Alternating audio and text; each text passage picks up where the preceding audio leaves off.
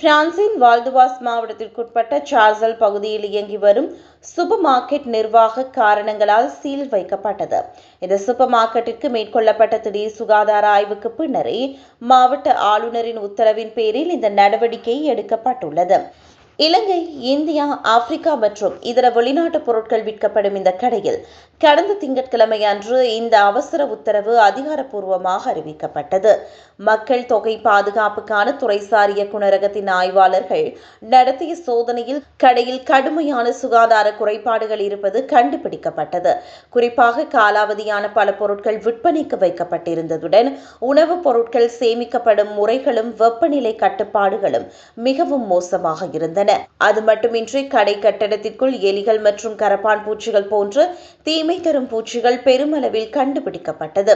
கடையில் உள்ள உபகரணங்கள் மற்றும் வசதிகள் அனைத்தும் மிகவும் அசுத்தமான முறையில் முறையற்ற பராமரிப்புடனும் இருப்பதாக அதிகாரிகள் தெரிவித்தனர். இந்த சுகாதார சீர்கேடுகள் பொதுமக்களுக்கு கடுமையான நச்சு மற்றும் தொற்று அபாயத்தை ஏற்படுத்துவதால் மீண்டும் அனைத்து சுகாதார விதிகளையும் முழுமையாக பூர்த்தி செய்யும் வரை இந்த உத்தரவு தொடரும் என்று அறிவிக்கப்பட்டுள்ளது.